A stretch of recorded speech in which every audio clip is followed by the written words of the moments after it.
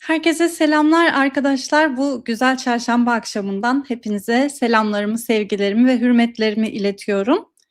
Ses kontrolü yapalım. Bir yandan da chatten sizin yazdıklarınızı elimden geldiğince bugün takip etmeye çalışacağım. O yüzden sesin kalitesiyle ilgili, görüntüyle ilgili herhangi bir sorun varsa belirtebilirsiniz. Her şey yolundaysa onu da belirtin. O da beni mutlu eder. Umarım güzel bir akşam geçiyordur sizin için. Bugün haftanın tam ortasında oldukça hareketli bir gündem vardı. Biz de bu gündemin nabzını belgelerle, detaylarla ve dosyaların satır aralarıyla analiz etmeye devam edeceğiz.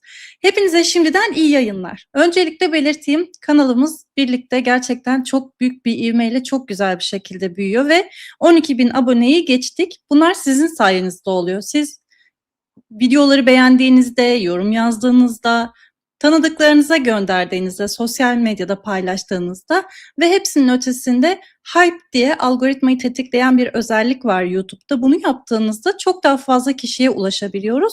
Bu da bizi daha çok insanın önüne çıkartıyor ve gerçek bilgi, dezenformasyondan arınmış sadece belgeler ve delillerle konuşulan bilgi daha fazla insana yayılmaya sebebiyet veriyor.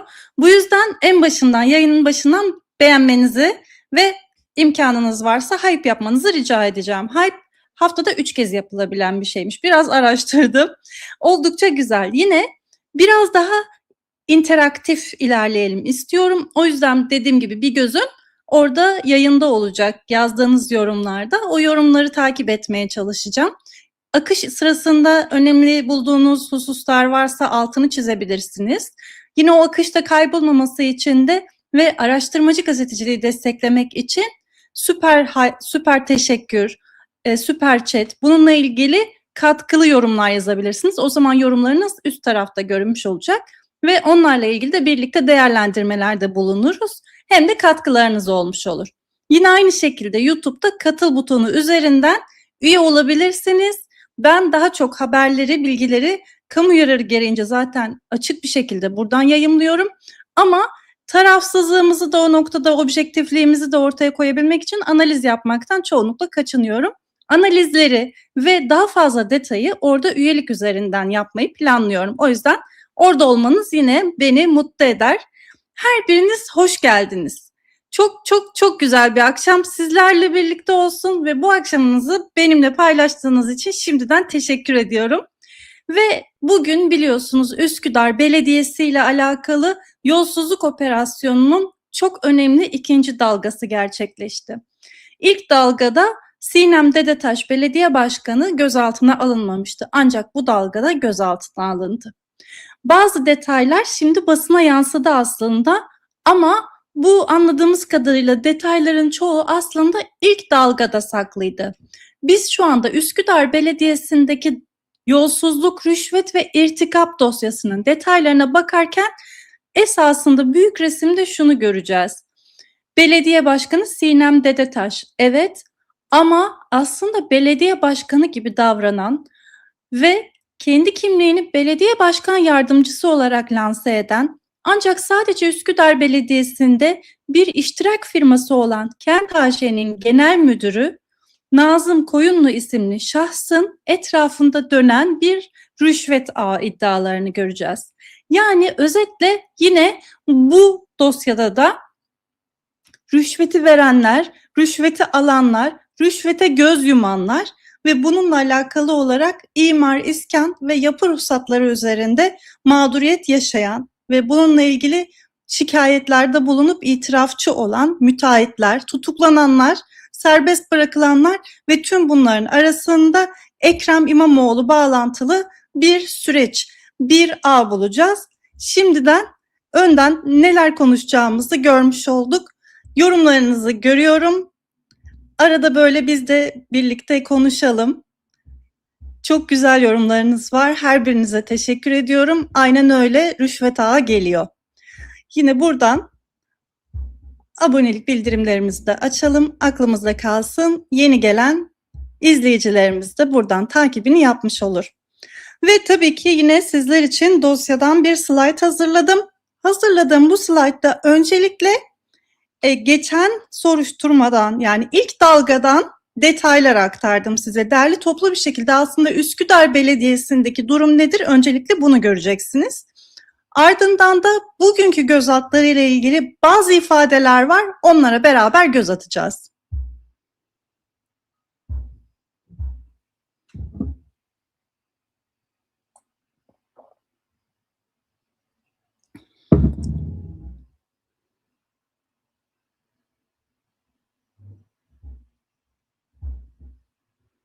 Slide ekrana geldi mi? Ben buradan göremedim kıymetli izleyiciler. Yoksa tekrar deneyeyim. Evet, zannediyorum şimdi ekranda.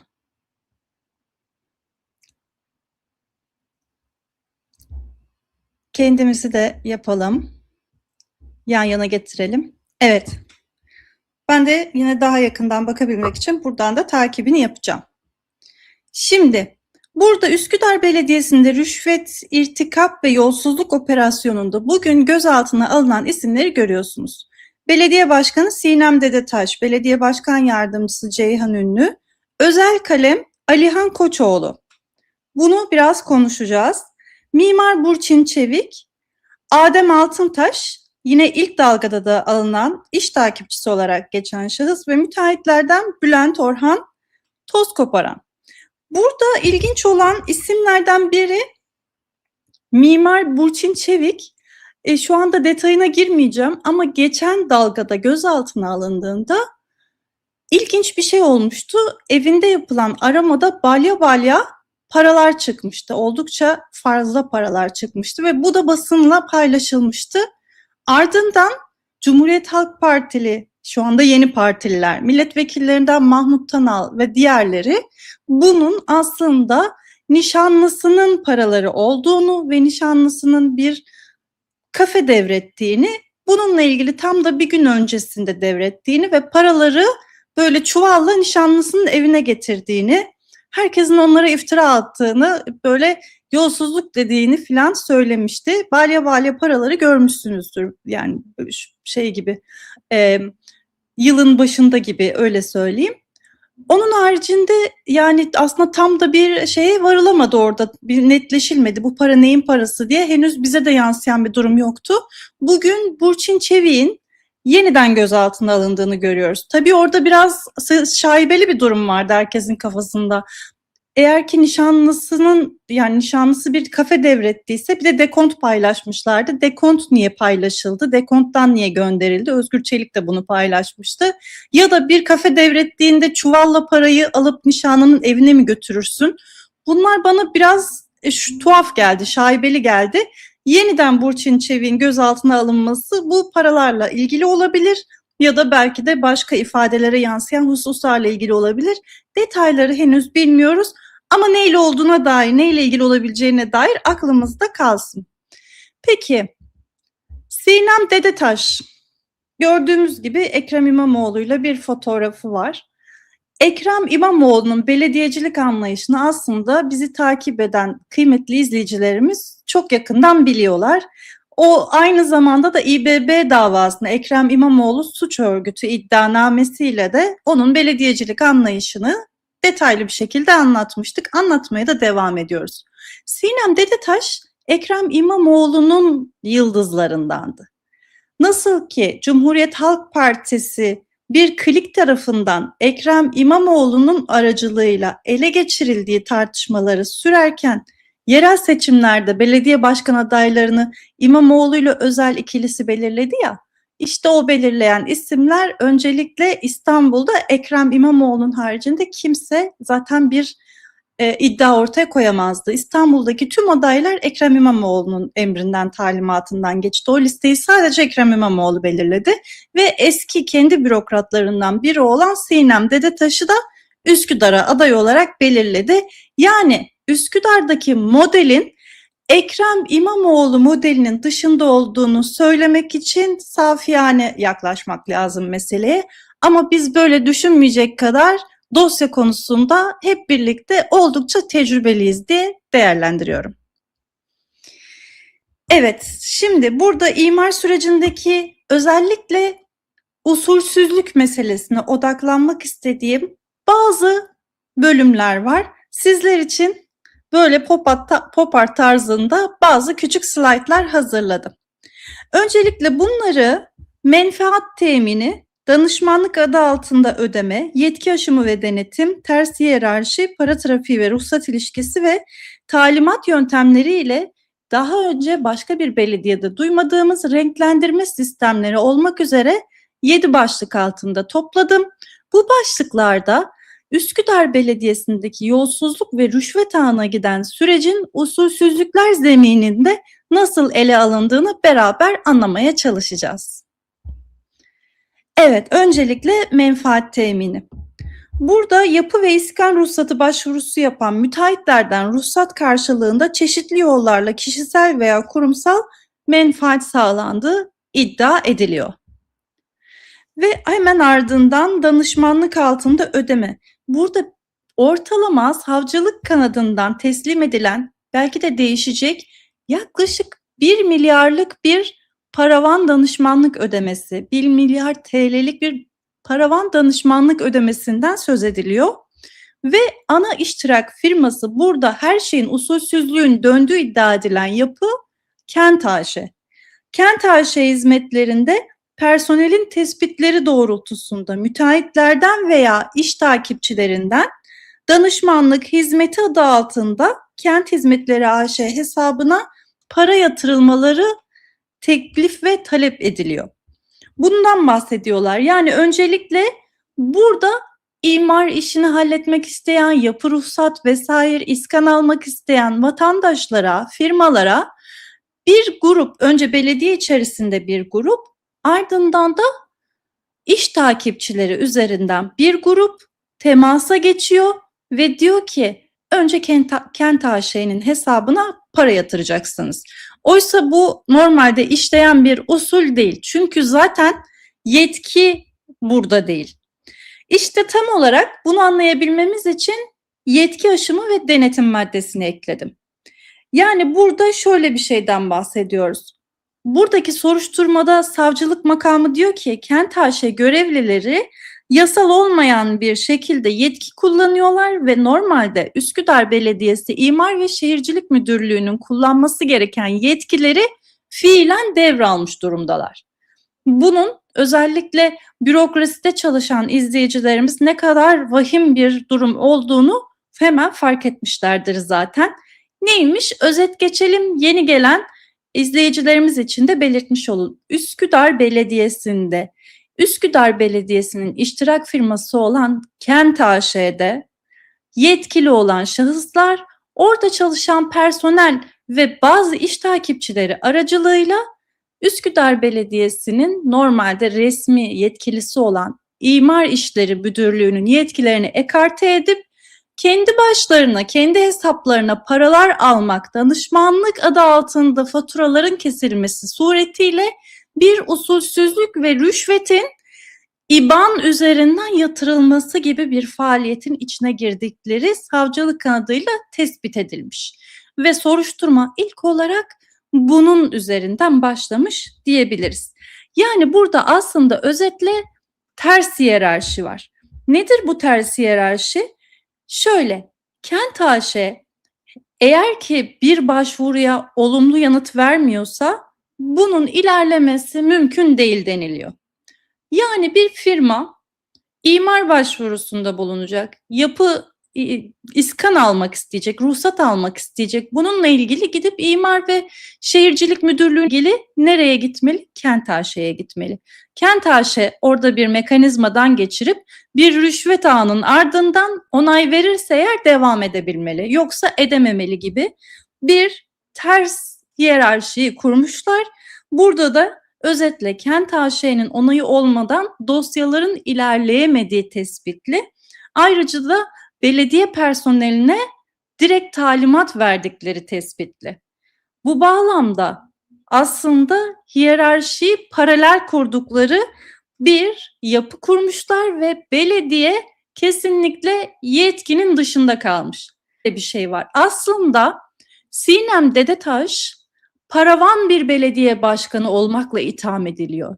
Yani buradaki tespitlere göre savcılığın kanaati şu: Sinem Dedetaş orada vitrin olarak bulunmuş, Ekrem İmamoğlu'na oldukça yakın olan, belediye başkan yardımcısı gibi görünen ama aslında Kent AŞ'nin genel müdürü olan şahıs belediyeyi yönetmiş ve aynı diğer yolsuzluk operasyonlarında gördüğümüz gibi bir rüşvet, yolsuzluk ve irtikap ağı kurmuş. Fakat bunu diğer belediyelerdeki gibi öyle kağıda yazmalar, işte telefonda konuşmalar gibi değil, direkt olarak sistematik bir kurumsal firma yönetir gibi yönetmiş. Belediye içinde paralel bir belediye ve bu paralel belediyenin ikinci defteri. Tam olarak İstanbul'da konuşulan mesele bu.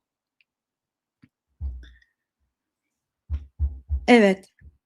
Şimdi burası oldukça kritik. Para trafiği ve ruhsat ilişkisini birlikte konuşacağız. Bunu biraz daha büyük hale getirirsem belki daha rahat sizin de görmeniz açısından güzel olabilir. Evet, Üsküdar Belediyesi'nde nasıl ilerliyor? Öncelikle ruhsat almak isteyen ya da imar işleriyle ilgili talepleri olan şirketin hesabına ada ve pafta parsel bilgileriyle bir ödeme yapılıyor. Ardından da İmar ve Şehircilik Müdürlüğü'nde duran işlemler devam ettiriliyor. Ruhsatların bu şekilde ancak teslim edildiği belirtiliyor. Yani önce ödeme yapıyorlar firmalar Kent AŞ'ye. Sonra Kent AŞ hesabına ödeme yapıldıktan sonra işlem devam ediyor. Eğer ki bu ödemeyi yapmazsa hiçbir şekilde talepleri ilerlemiyor ama yaparsa İmar Müdürlüğü'ne talimatlar gidiyor ve işlemleri gerçekleşmiş oluyor. Yani burada bir uzmanlık durumu var izleyicilerimizin, kıymetli izleyicilerimizin yorumlarındaki gibi. Kesinlikle. Yani mesela şöyle bir yorum çok mantıklı. Aynı yerden çıkmışlar gibiler. Bir sistem var. Bu sistemi Üsküdar özelinde incelemeye devam ediyoruz. Şimdi bu arada belediyedeki işleyen bu paralel yapının sistemini şöyle tespit etmiş savcılık. 2025 ortasına kadar talimatlar, yani Kent AŞ'den Üsküdar Belediyesi'nin İmar Müdürlüğü'ne yöneltilen talimatlar öncelikle sözlü olarak veya WhatsApp üzerinden ilerletiliyormuş. Ondan sonra 2025'in ortasından sonra Kent AŞ personeli tarafından bir Gmail tablosu oluşturulmuş ve bunun üzerinden verdiği tespit edilmiş. Şimdi bu oldukça ilginç bir ruhsat tablosu. Çünkü bu tablo aynı zamanda renklendirme sistemi. Nedir bu renklendirme sistemi? Bir yapı var ve bu durumda birçok firmanın talepleri var. Hangisi ilerleyecek, hangisi ilerlemeyecek? Birisi normalde İmar Müdürlüğü ilerletse bu işi böyle bir şeye ihtiyaç duymayacak. Ama burada duyuyor. Neden? Şimdi bakın mesela buradaki tabloya nasıl bir sistem kurmuşlar. Şöyle düşünün, Google'ın Excel tablosu gibi Google Sheets'i var. Oraya siz mesela bir tablo oluşturuyorsunuz. Aşağıda gördüğünüz mavili yeşilli kısım var ya, onun gibi bir tablo oluşturabilirsiniz. Online Excel demek. Aynı zamanda burada siz paylaş diyerek bazı şahıslara o tabloya ulaşabilme yetkisi verebilirsiniz. Bakın böyle yapıyorlar. Paylaş diyorlar ve mail adreslerini veriyorlar. Böylece birisi o tablo üzerinde bir değişiklik yaptığında diğer taraf görebiliyor. Yazışmaya ihtiyaç yok. Sadece oraya giriyorsunuz. Bakın ne güzel, bir kayıt bırakmadınız, bir şey yapmadınız. Rüşvetle alakalı, rüşvet takibi için yapılan sistemi görebiliyor musunuz? Adamlar şöyle bir plan kurmuşlar. Bu arada bu USB içerisinde tüm bu indirilmiş ve itirafçılar eliyle savcılığa teslim edilmiş. Yani savcılık böyle tespit edip buluyor Üsküdar'daki meseleyi. Bakın mesela maviyle gördüğünüz aşağıya yapıştırdığım bölüm anlaşma sağlandı demek. Yani biz anlaşma sağlandı ne demek? Rüşvet alındı. Yani diyelim ki imar işlerini halletmek isteyen bir firma iş takipçisi aracılığıyla Kent AŞ'ye Adapaf'ta nereyi yapmak istiyorsa para gönderdi İBAN'dan, bir danışmanlık sözleşmesi vesaire, orada bir katakulli döndü, işlem yapıldı. Yani rüşvet ödemek kabul edildi. Onu mavi olarak oraya etiketliyorlar. Böylece imar müdürlüğündeki şahıs, personel orada o mavi olarak X firmasını görüyor. Diyor ki ha tamam, bu parasını yatırmış bizim müdüre. O zaman biz bunun işini yapalım. Peki orada mavi olarak değil de kırmızı olarak kodladılarsa ne oluyor? Burada anlaşma yok demek. Biz uzlaşma sağlayamadık. Bize de gelen giden bir rüşvet vesaire para yok. O yüzden bu adamın işini yapmayın demek. Peki yeşil olursa ne oluyor? Biz daha bu adamlarla yeni görüşme kurduk. Yeni iletişim kurduk ama görüşme olmadı, daha iş takipçileri aşamalarında. Ardından o yüzden siz şu anda imar müdürlüğü olarak bu işi daha henüz yürütmeyin demek. Turuncu olarak da görüşme yaptık ama henüz resmiyete dökülmedi. Başkandan talimat bekle demek. Yani sadece orada devam eden bir görüşmenin olduğunu gözlemleyin. Buna göre hareket edin demek. Bakın o kadar ilginç ki aşağıda da en alt kısımda da savcılık dosyasından, yine müzekkereler içerisinden, bu USB dosyasından detayları görüyorsunuz. Mesela turuncuya bakalım. Turuncu listesinde yer alan 08.05.2025 tarihinde Bulgurlu'da EK isimli şahıs, adası, paftası, parseli, tarihi var. Ya da mahallesini görüyorsunuz mavide de. İhsaniye, Bulgurlu, Çengelköy, Altunizade, tarihler, isim soyisim, cep telefon numaraları, buradan talep edilen bazı şeyler olacak, dokümanlar olacak. Yani devletin içerisinde devlet gibi bir yapılanma, böyle bir şey olabilir mi? Oradan normal siz harcanızı yatıracaksınız, başvuracaksınız. Böyle bir şey yok. Ne yapacaksınız? Gideceksiniz. Ekrem İmamoğlu'nun belediye başkanı gibi orada yerleştirdiği bir şahıs varsa önce ona alternatif parayı vereceksiniz ve devam edeceksiniz. Ancak böyle işiniz halloluyor. Yoksa olmuyor. Peki bakalım kimdir bu şahıs? Nazım Akkoyunlu. 1982 yılında Bayburt'ta doğan Nazım Akkoyunlu, şuralarda lisans, buralarda lisans, burada bir şeyini görüyorsunuz orada. Ben nereden aldım? Üsküdarkentaş.com.tr kurumsal genel müdürümüz linkinde aldım. Yani biz bu şahsın Kent AŞ'nin genel müdürü olduğunu görüyoruz. Daha önce nerelerde? Arnavutköy Belediyesi'nde, Kadıköy Belediyesi'nde görev almış.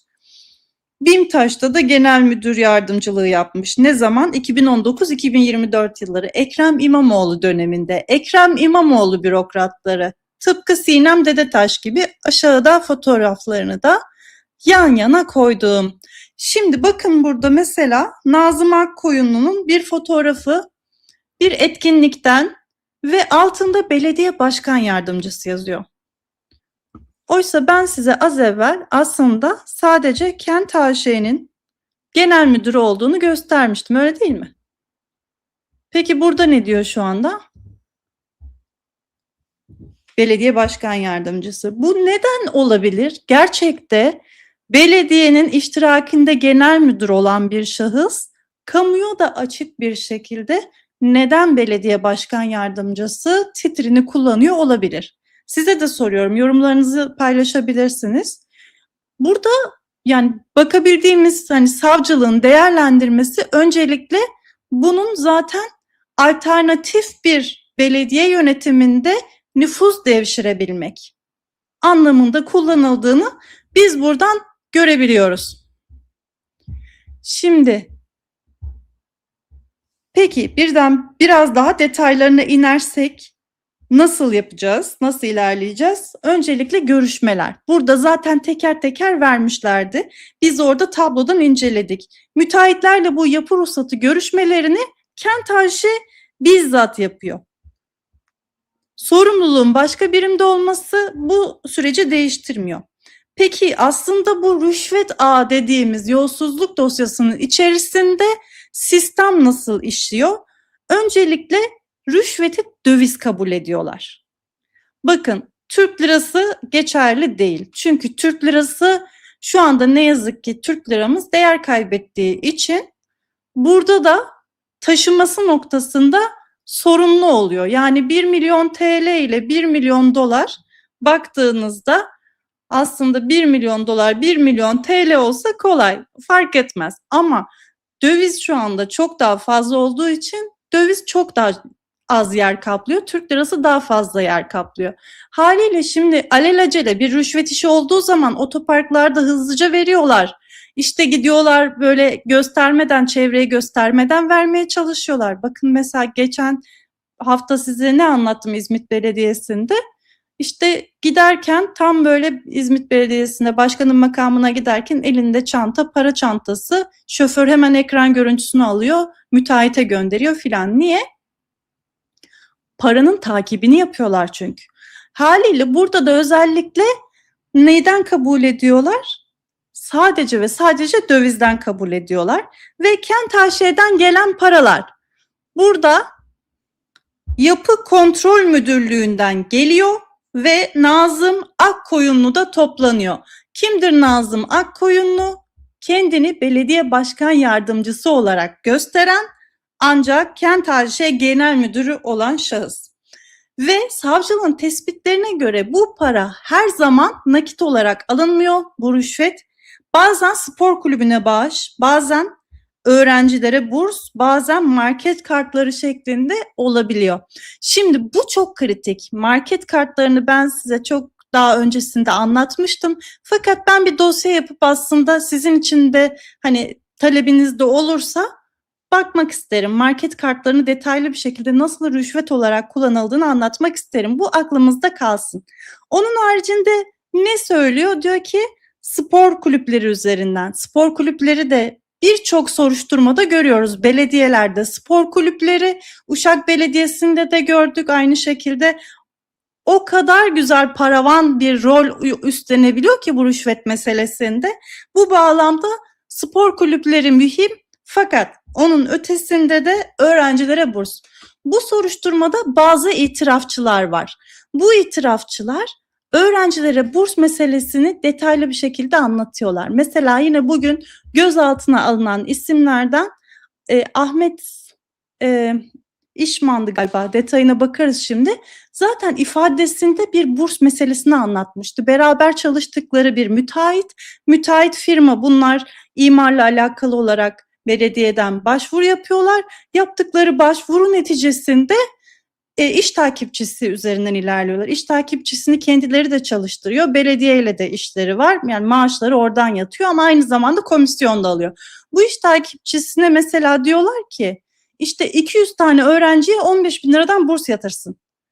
Şimdi bunu sanki öğrenciye iyilik olsun diye irtikap üzerinden ilerletiyor gibi ele alınabilir. Fakat mesele o değil. Mesele burada şöyle anlatıyor zaten iş takipçisi de. Oradan biz arkasından onu anlıyoruz.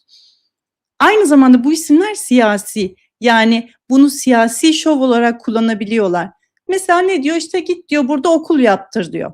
Okulu yaptırıyor. Gidiyor orada siyasi açılışını yapıyor. İşte oradan aldığı parayla bakın ben çok çalışıyorum. Aynı zamanda yeniden aday olabileyim vesaire gibi bir süreç. Burada da burs meselesinde şimdi normalde belediyeden çıkması gereken bir burs durumu var. Normalde buradan olması gerekmiyor mu? Ama direkt olarak öğrencinin IBAN'ına firmadan yatırttırıyorlar. Hatta bir tane öğrenci aramış, demiş ki sen kimsin de benim hesabıma burs yatırıyorsun? Geri göndermiş parayı, demiş ki bana bir daha gönderme, sen kimsin, bana belediyeden yatacak dediler diyor. Ya mesela bir tanesi akıllı çıkmış çocuk. Sormuş, demiş ki senle ben ne alakamız var IBAN'da? Ya böyle bir usulsüzlük yöntemi de olmaz, niyet de iyi değil. Bu bağlamda burs meselesi dikkat çekici. Peki para trafiği nasıl sağlanıyor? Burada haftalık toplanılıyor. Öncelikle haftalık olarak evet Sinem Dedetaş, Nazım Akkoyunlu bir toplantı yapıyor ve ifadelere göre paranın gideceği yeri belirliyorlar. Bazı dönemlerde de Nazım burada Yapı Kontrol Müdürlüğü'nden aldığı parayı özel kalemine ve şoförüne teslim ediyor. Bunların her biri ifadelerde geçiyor.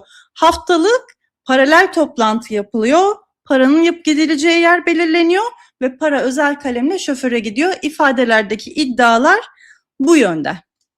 Şimdi bunun haricinde bazı müteahhitler de şunu anlatıyorlar. Diyorlar ki biz değiliz sadece bunu yapan. Birçok firma var. Yani burada bir sistem var ve biz burada iş yapıyoruz. Bu işi yapabilmemiz için bu paraları ödemek zorundayız, mecburuz. Yoksa bizim bu işimiz buradan geçmez ve hepsi akamete uğrar. Yani biz bu sisteme zorlanmış durumdayız diyorlar. Öncelikle bir bunun altını çiziyorlar. Şimdi burada belediye personeli bu işin neresinde? Eğer ki burada bir rüşvet ve paralel yapılanma varsa sonuçta imar müdürlüğü de bu işin içerisinde olmalı ve imar müdürlüğünde çalışanlar ne kadar bu işin içerisine dahil olmalı? Bu sorunun etrafına gittiğimiz zaman bir ifade veren şahısla karşılaşıyoruz. Bu şahıs ilçedeki müteahhitlerle belediyedeki yetkililer arasında bu rüşvet ve irtikap suçlamalarına konu olan pazarlıklara göz yumduğu iddiasıyla belediye personellerine sus payı olarak dolar üzerinden verilen rüşvet paralarını gösterir bir dijital tabloyu adli mercilere sundu. Aşağıda da 2 adet ifade görüyoruz. Buradaki ifadelere baktığımız zaman şu detaylarla karşılaşıyoruz. Öncelikle personellere her ay düzenli olarak kapalı zarf içerisinde maaşımızdan hariç olarak para yatırılır. Tarihini tam hatırlamamakla birlikte Eylül veya Ekim 2024 tarihinden itibaren personellere her ay kapalı zarf içerisinde şu şahıslar tarafından paralar yatırılır. Elden ödemeler bildiğim kadarıyla İmar Müdürlüğü'ndeki şefler, müdür yardımcıları ve müdürler tarafından yapılmaktaydı. Her bir personeli ayrı ayrı yanlarına çağırıyorlarmış ve kapalı bir zarf içerisinde iddiaya göre dövizleri veriyorlarmış. Kimin ne kadar aldığını bilmiyorlar ama ben ortalama ay bazında 800 Amerikan doları alıyordum diyor. Yani diyor ki ben burada çalışıyorum, İmar Müdürlüğü'nde çalışıyorum ve bu süreci harekete geçirebilmek, devamlılığını sağlayabilmek için yasanın dışında da illegal bir şey yaptığımızdan dolayı buna biz göz yumalım, bazen de iştirak edelim diye sus payı olarak zarflar içerisinde dövizler ödeniyordu bize, dövizlerle para veriliyordu diyor. Yani bu da niye döviz? Zaten muhtemelen müteahhitlerden alınan döviz paraları. Yine başka bir itiraf ifadesi Haziran 2024 tarihinde. Personele aydan aya kapalı zarf içinde para dağıtıldı. Ben bu parayı Nazım Akkoyunlu'dan elden döviz olarak alıyordum. Direkt olarak Kent AŞ'nin genel müdürü bahsetmiş. Ondan aldığını söylemiş. Odasında veriyordu bu parayı diyor. Birkaç defa ödeme için Nazım Bey'e sorduğumda daha para gelmedi, bana beklememi söyledi. Bir iki defa da personeli dağıtılacak parayı almak için Nazım Bey'in odasına gittiğimde beni bekletti. Odadan çıktıktan sonra Nazım Bey'in odasına girdim ve personele dağıtılacak döviz şeklindeki parayı elden aldım. Ben kendim müteahhitlerden hiç elden para almadım. İmar Müdürlüğü'ndeki personele dağıtılacak parayı da yine Nazım Akkoyunlu'dan elden teslim alıp personele dağıtılması için ben teslim ettim. Yapı Kontrol Müdürlüğü'ndeki personele yapı kontrol müdürü olarak kapalı zarf içerisinde her ay parayı ben dağıtmaktaydım. Ben aylık bazda 1500 Amerikan dolarına yakın bir parayı Nazım Akkoyunlu'nun verdiği paranın içerisinden müdür olmam sebebiyle almaktaydım. Yani yapı kontrol müdürü ne diyor? 1500 dolar parayı Nazım Akkoyunlu'nun elinden kapalı zarf içerisinde almaktaydım diyor. Yani çok üzücü ifadeler bunlar. Bakın buraya da tablo koydum. Yapı Kontrol Müdürlüğü aşağıda yine krem rengi boyalı olan bölüm ve üst tarafta İmar ve Şehircilik Müdürlüğü. 2 tane müdürlük. Burayı bağlamışlar adamlar yani. Aşağıda mühendislerin kaç dolar aldığını görüyorsunuz mesela. Bölge mühendisi eski verilenler 700 dolar. 2025 Haziran'da verilenler 1900 dolar. 2026 Ağustos'ta verilenler 1900 dolar. Aylık ortalaması yazmışlar yani. Böyle şey olur mu? Yani paralel iş yapıyorlar ama paralel belediyeyi de çalıştırıp onları da ayrıca da dövizle ödeme yapıyorlar yani. Şimdi buraya kadar biz ne gördük?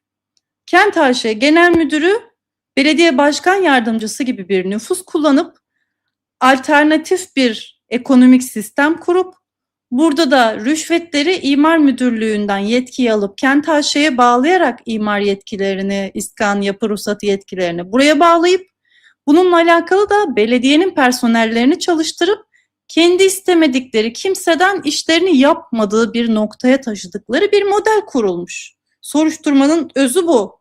Bununla alakalı itirafçılar olmuş. Bakın yapı kontrol müdürü ben elden para alıyordum diyor. Az evvel başka bir çalışan 700 dolar 800 dolar aldığını söylüyor.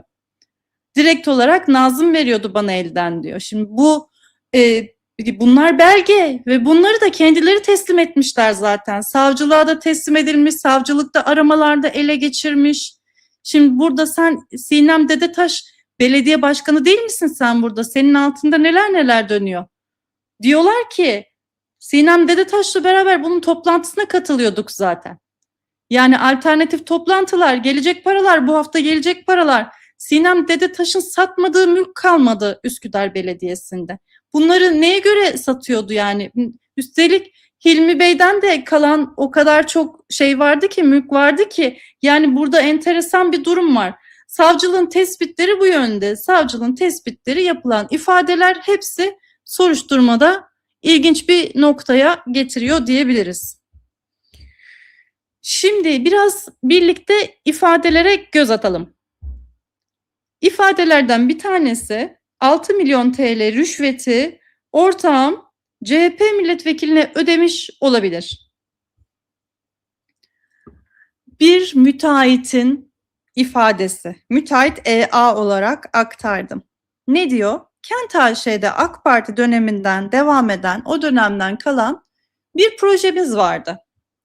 Belediye değişti, malum Cumhuriyet Halk Partisi'ne geçti. Sinem Dedetaş oldu.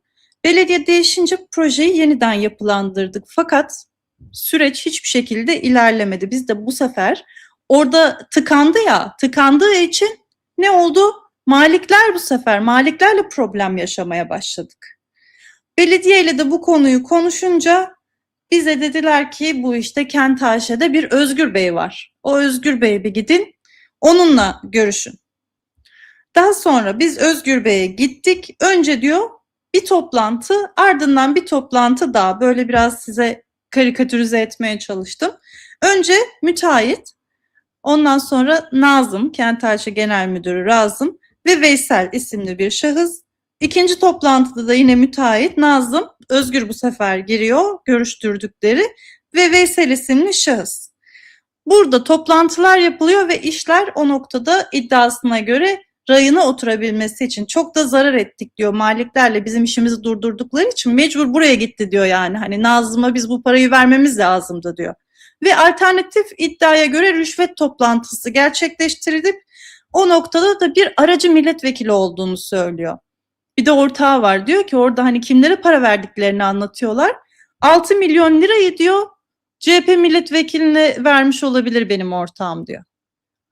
Ortağının nasıl bir ifadesi var? Soruşturma dosyasında henüz ona ulaşamadım ama ulaştığım zaman hangi milletvekili, Üsküdar'da hangi milletvekili iş takipçiliğiyle itham ediliyor?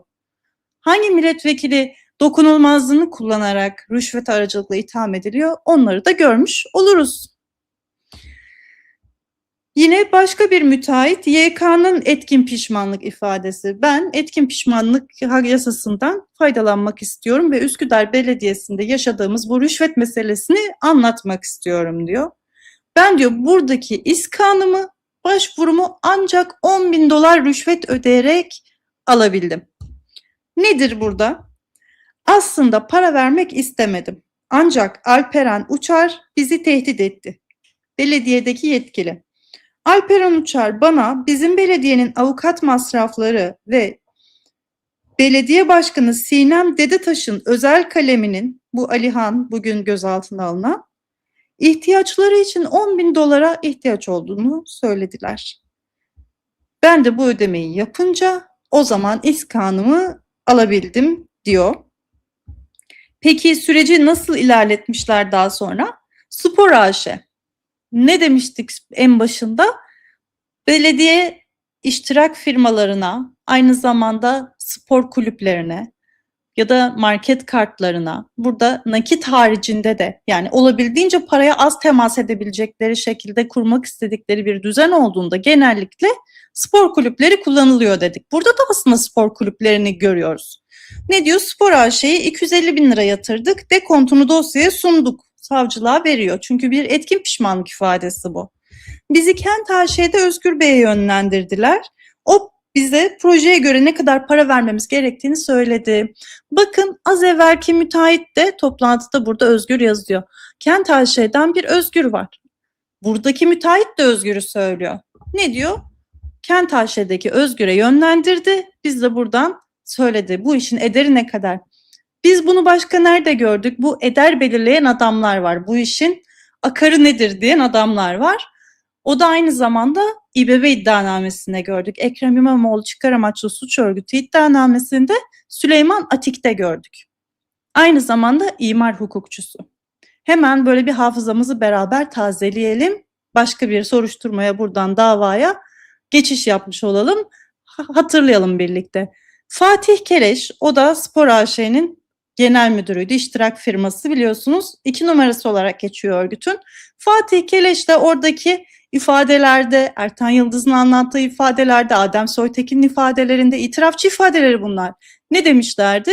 Süleyman Atik çok iyi hukuk bilir, imar hukukunda uzmandır, hangi işten ne kadar rüşvet alınacağını çok iyi bilir. Bununla alakalı olarak Fatih Keleş'le sürekli görüşürdü. Şu otelden ne kadar alalım? 40 milyon dolar.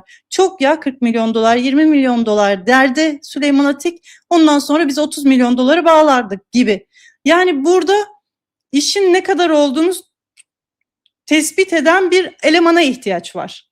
Eğer ki belediyelerde bu yolsuzluk, rüşvet işlerine girilecekse. Peki bu eleman öncelikle bölgeyi bilecek, piyasayı bilecek, başkan neyi kabul eder, neyi kabul etmez onu bilecek. Onun tepesindeki neyi kabul eder, neyi kabul etmez onu bilecek. Şimdi böyle bir iddia. Aynı iddia nerede görüyorum ben şu anda? Burada Özgür isimli şahısta görüyorum. Üsküdar Belediyesi'nde. Her müteahhit bize Özgür anlatıyor. O da ardından ne kadar projeye para verilmesi gerektiğini söyleyince işte şeyi kararlaştırıyorlar. Sonra orada toplantı yapılıyor iddiaya göre. Orada diyorlar ki işte Spor AŞ'ye mi para yatırsın? Paravan danışmanlık firması üzerinden İBAN'a mı yatırsın? Kent AŞ'ye mi yatırsın? Döviz olarak getirsin de çikolata kutusunun arasında mı koysun versin? Hani azsa öyle de hallolur yani gibi. Böyle bir tartışma ardından kimin ne ihtiyacı varsa görülüyor. Buradaki ufak para zaten ne diyor? Diğerlerine göre tabii yani. İşte özel kalem müdürünün kişisel ihtiyaçları vardı onunla alakalı diyor. Öyle de bir durum. Bu da bir talep, ödeme ve iskan ruhsatı üzerinden işleyen bir mekanizma diyebiliriz. Evet, devam edelim. Burada bir sistem anlatmaya çalıştım Üsküdar Belediyesi üzerinden. Burada Ahmet İşman'ın bugün de gözaltına alınan eski ifadelerini buldum. Onları çıkardım ve ardından anlattım. Bir, iskan ruhsatı karşılığında talep. Şimdi iş takipçisi Ahmet'le yapı kontrol müdürü görüşüyorlar ve iskan ruhsatı karşılığında 3,5 milyon TL talep ediliyor. Sonrasında bir ön ödeme süreci var. Alternatif bir devlet yapılanmasından söz ediyorsak eğer burada tabii ki kanallar, tahsilat mekanizmaları da farklı işliyor. Öncesinde ön ödeme olarak 1,5 milyon TL tahsil ediliyor iddiaya göre. Peki yetiyor mu? Yetmiyor. Belediye Başkan Yardımcısı görünümlü Kent AŞ Genel Müdürü Nazım'a geliyor burada süreç. Nazım için yeterli bulunmuyor ve bir karar alıyor ardından 3,5 milyon daha istiyor. Demek ki hani bu iş alt tarafta nasıl bu aşamaya getirildi? Burada 3,5 daha lazım deniliyor. Bakın piyasa dengeleme devreye birileri girdi bir şeyler oldu. Peki sonra nakit para nasıl teslim edilecek? Elden. Toplantıdan yaklaşık 2 hafta sonra Ahmet İşman 3,5 milyon liranın döviz karşılığı olacak şekilde nakit tutarı Yapı Kontrol Müdürü Alperen Uçar'ın az evvel bahsettiğim evine giderek elden teslim alıyor. Yapı Kontrol Müdürü'nün evine gidiyor. Evden 3,5 milyon TL alıyor. Yani bunlar ifadelerinde var. Yine aynı şekilde Ahmet İşman'ın da ifadelerinde var. Yani bunlar yapıldı, yaptık diyorlar. Şimdi bakın, Yapı Kontrol Müdürü'nün evinden 3,5 milyon TL'yi direkt olarak elden alma iddiası var. Haliyle ne dedik? Burçin Çevik de şu anda gözaltında. İlk alındığı zaman ne demişlerdi? Evinden çıkan 5 milyon TL nişanlısının aslında sattığı, devrettiği kafeyle alakalı alınan para demişlerdi. Şimdi ama ben alternatif olarak oradaki belediye çalışanlarının, Yapı Kontrol Müdürü'nün evinden çıkan 3,5 milyon TL'ler, direkt olarak verilen paralar, bunlar olduğunu görüyoruz. Şimdi ana esas olarak döviz. Evet, mesela bir izleyicimiz çok güzel bir şey söylemiş. Demiş ki hayret, döviz istememişler bu sefer. Evet, ana husus döviz. Kesinlikle döviz istiyorlar. Ama bakın, son anda da istedikleri parayı da az bulabiliyorlar, yani onu da arttırabiliyorlar. 3,5 milyon nedir? 3,5 daha isteyin deniliyor. Kendi iddialarına ve ifadelerine ve etkin pişmanlık ifadelerine göre. Bakın, bunları ben ya da savcılığın şey yaptığı bir durum değil. Ben burada size mevcutta soruşturma dosyasındaki ifadelerle birlikte dosyaya giren ve sundukları belgeleri, itirafçıların, aynı zamanda müteahhitlerin sundukları belgeleri aktarıyorum. Müteahhit kendi söylüyor, diyor ki ben bu kadar verdim, bana Spor AŞ'ye yatırttırdılar. Diğer müteahhit diyor ki ben götürdüm, elden verdim. Öbürü de anlatıyor, diyor ki evet ben aldım parayı, götürdüm Yapı Kontrol Müdürü'nden aldım, şuraya verdim. Öbürü de diyor ki Nazım toplantıdaydı, şöyleydi böyleydi. Yani bir itirafçı ağıyla ikinci dalga teşkil edilmiş. Az evvel yayınladığım size belgelerde takibini şöyle yapmışlar işte. Eğer ki orada mavi ise rüşvet anlaşması gerçekleşti, adamın işini halledin. Kırmızıysa yapmayın gibi bir sistem. Şimdi savcılık büyük başarı, yani bunları bulması, teker teker yerleştirmesi. Ne yazık ki Üsküdar'da çok büyük bir hayal kırıklığı var. Yani burada eminim ki Sinem Dedetaş'a, Cumhuriyet Halk Partisi'ne, o noktada Ekrem İmamoğlu'na oy veren birçok insan 19 Mart'tan beri çok büyük hayal kırıklıkları yaşıyor. Çünkü bunlar gördüğünüz gibi hani siyaseten işte bizi devirmek için bizden hoşlanmıyorlar, bizden korktukları için yapıyorlar diyebileceğiniz hususlar olabilir mi? Ben size işte soruşturmadan detayları aktarıyorum. Burada karar sizin, kanaat sizin yani. Takdir sizin, karar da Yüce Türk Yargısı'nın. Ve ifadenin devamında da deniliyor ki 80 bin dolar para. Bakın, para dövize döndü bir anda. Mesela nerede döndü, hangi dövizcide döndü, Kapalı Çarşı'daki o taç döviz vesaire, Kapalı Çarşı iddianamesi, buralardaki meselelerle de bir bağlantı var mı bilmiyoruz. İddianame çıktığında mali altyapı altında muhtemelen detayları görürüz, beraber takibini yaparız. Yarısını bir kısım Yapı Kontrol Müdürlüğü personeline ve kalan 40 bin doları da Nazım Akkoyunlu'ya odada elden teslim ettim diyor iş takipçisi.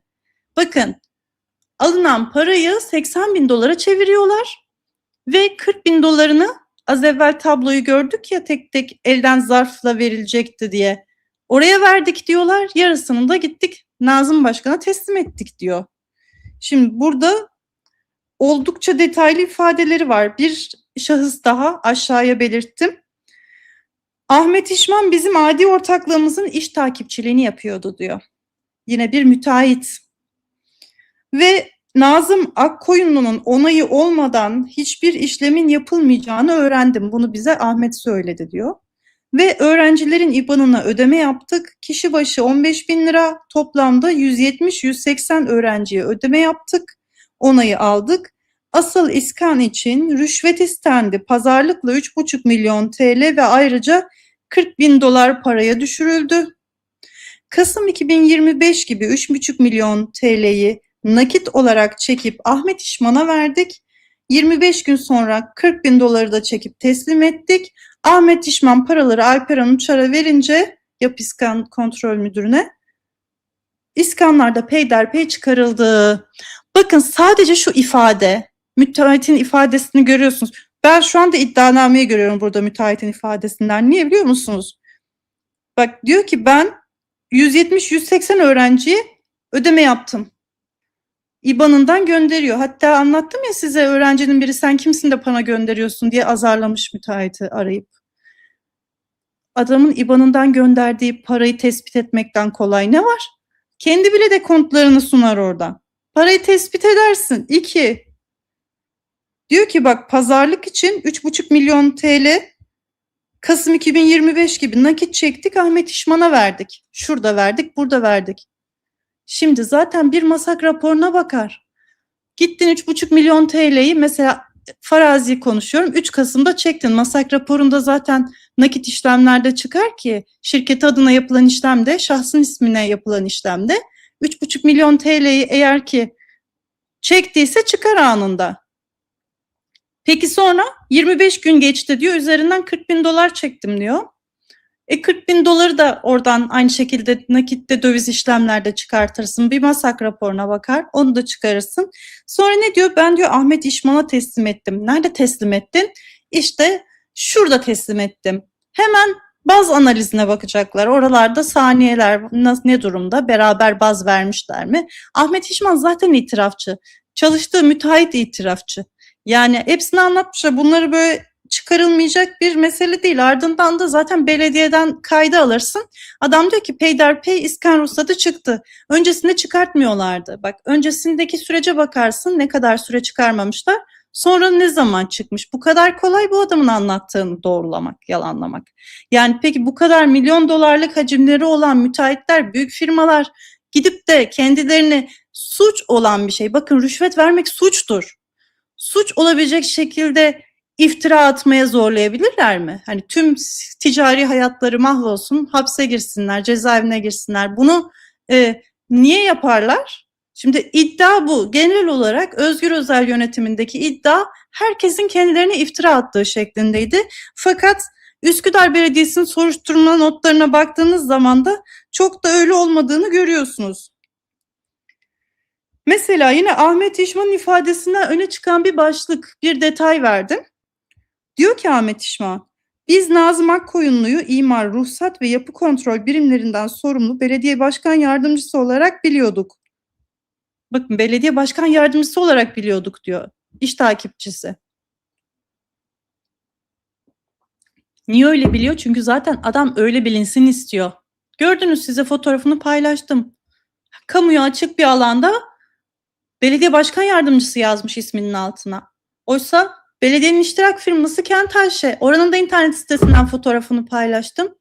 Gayet açık bir şekilde Kent-Ayşe'nin genel müdürüsün. Sen belediye başkan yardımcısı değilsin ki. Bir farklı nüfus kullanmaya çalışma durumu görünüyor yani orada.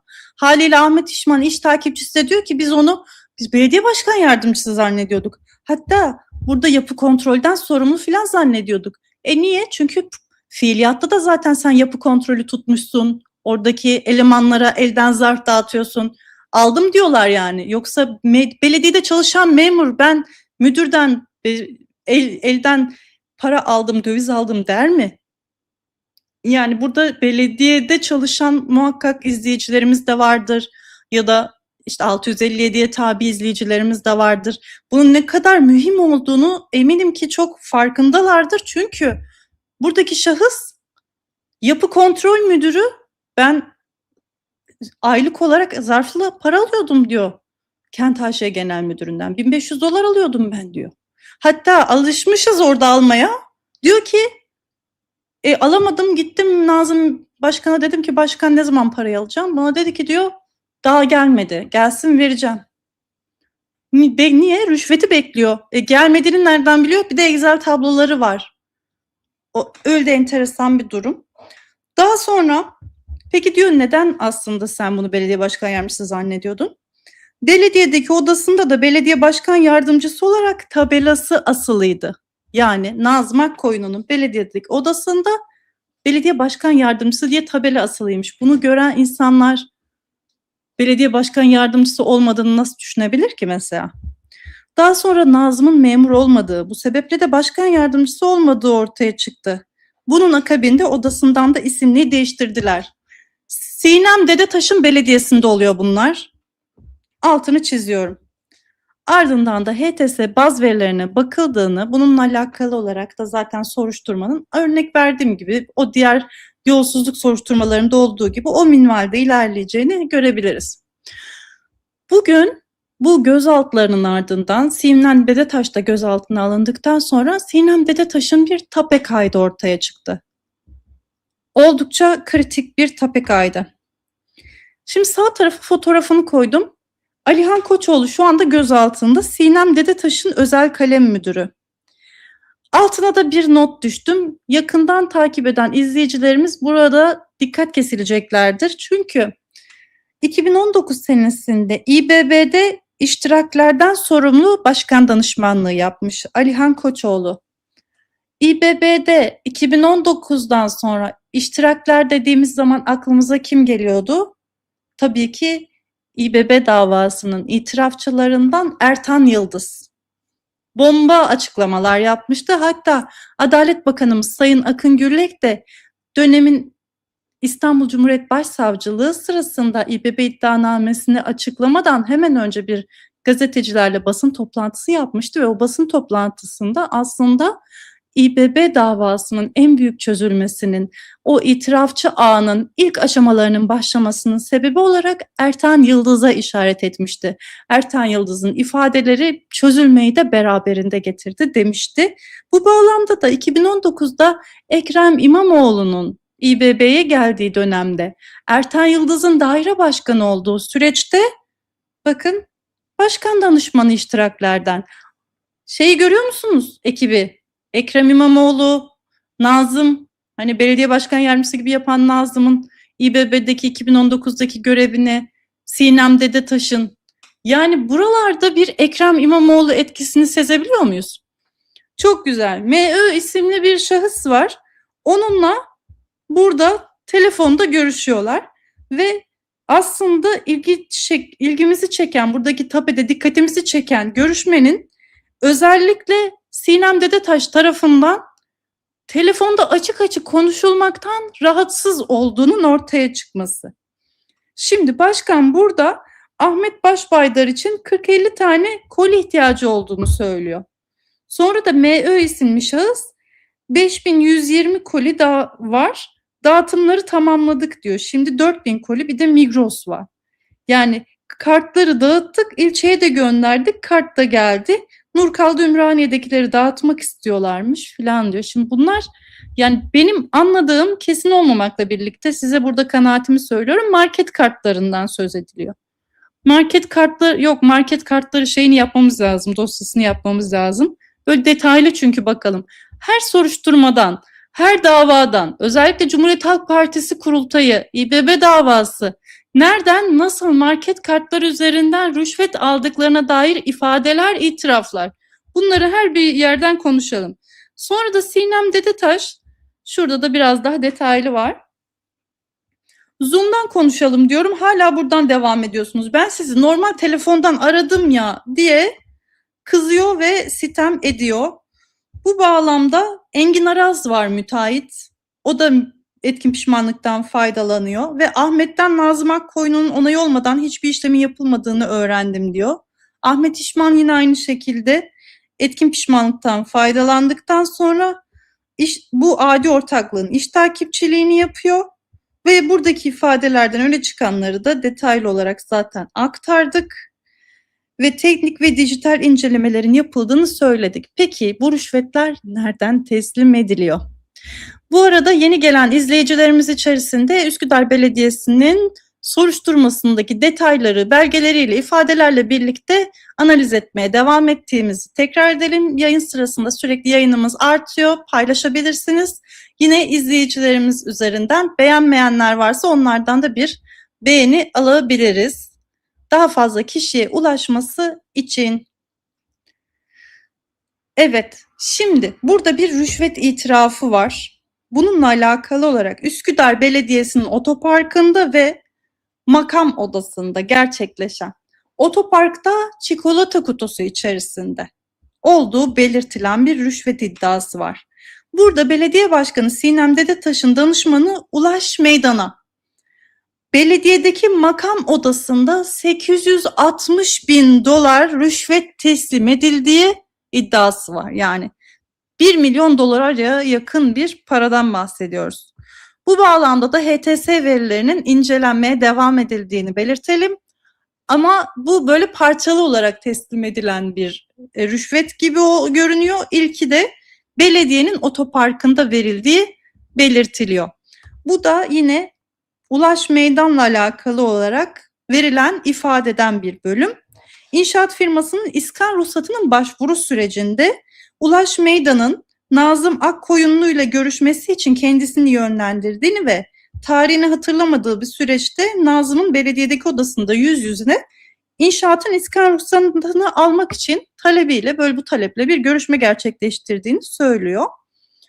Nazım Akkoyunlu bir kağıda sadece iskan ruhsatı için talep edilecek rakamı yazdı ve bana seni arayacaklar diye söyledi. Kağıtta yanlış hatırlamıyorsam 25 milyon ya da 30 milyon TL miktar yazmaktaydı diyor.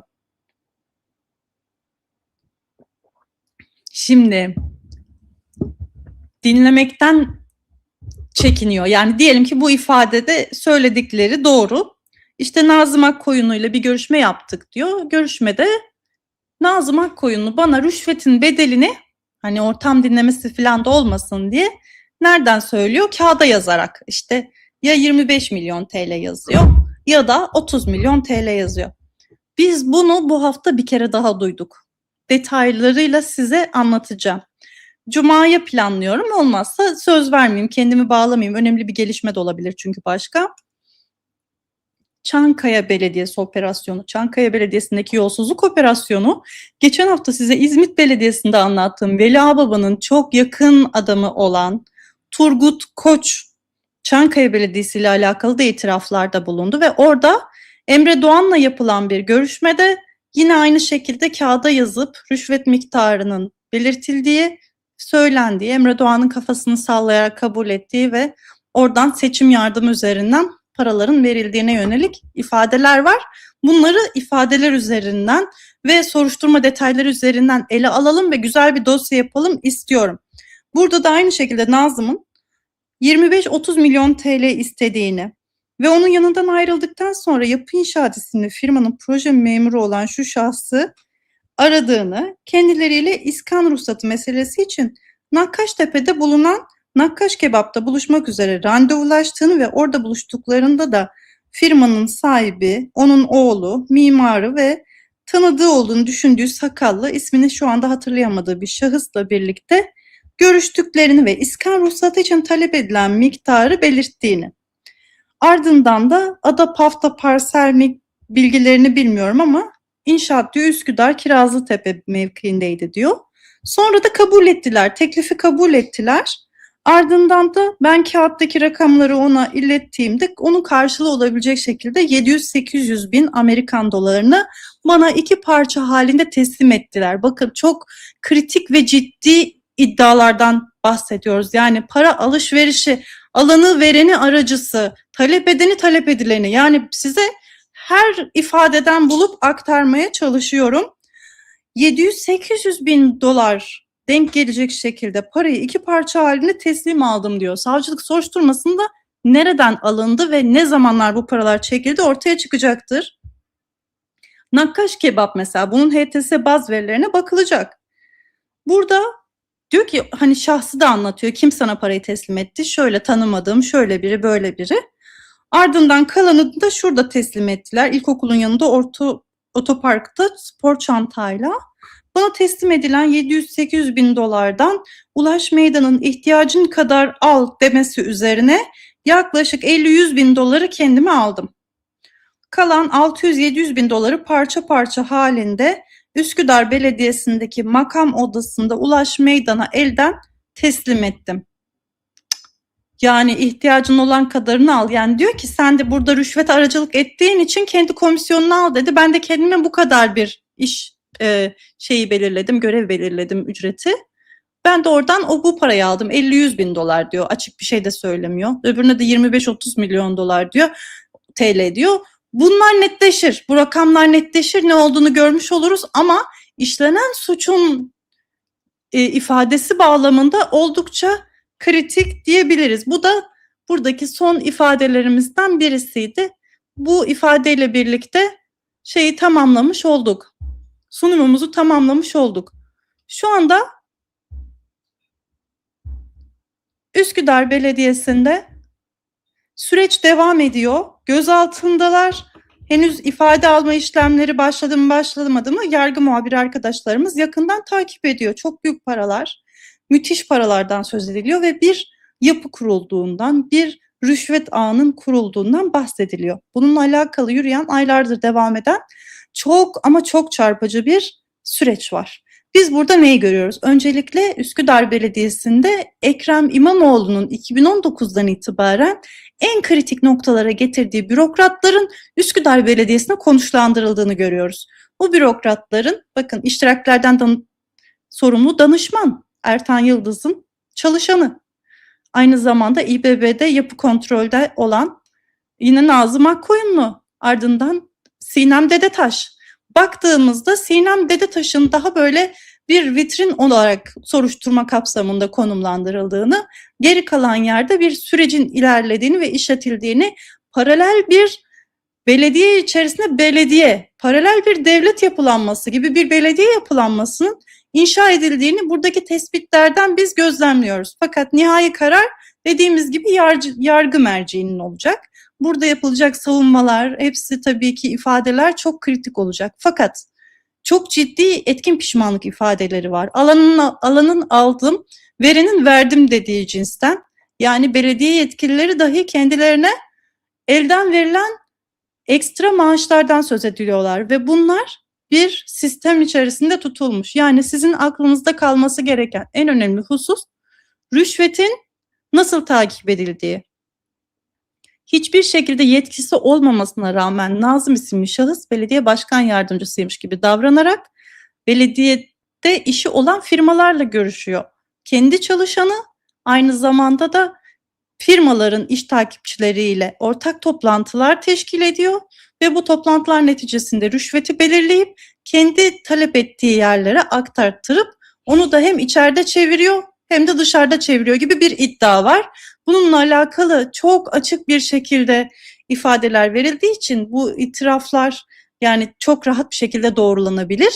Doğru olanlar ortaya çıkacaktır ve yavaş yavaş bu mesele şekillenecektir. Sinem Dedetaş'la alakalı olarak buradaki hem tapenin yansıması belli ki bir süredir teknik takipteymiş ki kendileri de muhtemelen bundan endişelendiklerinden dolayı dikkatli davranıyorlarmış telefonda görüşürken, hatta makamda görüşürken, bunu anlıyoruz. Zaten Sinem Dedetaş'ın verdiği bir röportaj vardı. Orada da korkuyor musunuz diye kendisine sorulduğunda korkmuyoruz ama kaygılıyız, endişeliyiz. Her belediyenin başına bunlar geliyor. İşte Cumhuriyet Halk Partili belediyelere siyasi olarak bu baskılar yapılıyor. Minvalinde bir konuşma yapmıştı. Ama o kaygının aslında biraz daha korku olduğunu algılayabiliyoruz. Çünkü telefondaki tapelerde de telefondan konuşma şeklinde uyarılarının olduğunu görüyoruz. Ya da yine müteahhitlerin verdikleri ifadede Nazım'ın odasında şeyi yazarken, rüşvet iddialarını yazarken kağıdı kalemi kullandığını ve bunu açıktan dillendirmediğini, odanın dinlenmiş olabileceğini düşünüyorlar. Dinlenmiş, yani her yer dinlenmiş. Gerçekten devlet peşini bırakmamış. Orada Ekrem İmamoğlu vizyonunun Üsküdar Belediyesi'ne yansımaları nasıl olduysa devlet de orada teker teker gözünü dikkatli bir şekilde merceğe yöneltmiş ve süreci takip etmiş. Şimdi de hızlı yürüyen, çevik bir soruşturma aşaması var. Burası nereye evrilecek? Dosya ne zaman iddianameye dönecek? Yeni dalgalar olacak mı? Ya da belediye başkanı ve bu dalgada alınanlar tutuklanacak mı bilmiyoruz. Süreci yakından takip etmeye devam edeceğiz. Siz de yayına yorumlarınızı lütfen iletin. Burada da bitiriyoruz artık programı. Bu videonun altına da yine yorumlarınızla sorularınızı iletebilirsiniz. Oradan süper teşekkürlerle vesaire takibini yaparız. Ben diğer yayına sizin sorularınızla gelmek istiyorum bir yandan da. Biraz soru cevap yapalım. Çok istiyorum. Sizler çünkü çok yazıyorsunuz. Böyle bir takibini yapmış olalım. Bu güzel çarşamba akşamını benimle geçirdiğiniz, perşembeye beraber bağladığınız için hepinize çok teşekkür ediyorum. Her biriniz bu saatte buradasınız. İlgilerinize, alakalarınıza, teveccühlerinize müteşekkirim. İnşallah çok güzel bir perşembe bizimle olur. Yarına çok güzel böyle haberlerle uyanırız. Daha böyle güzel, kıymetli her şey bizlerle birlikte olur. Hepinize çok teşekkür ediyorum. Selam ve sevgilerimle, hoşça kalın.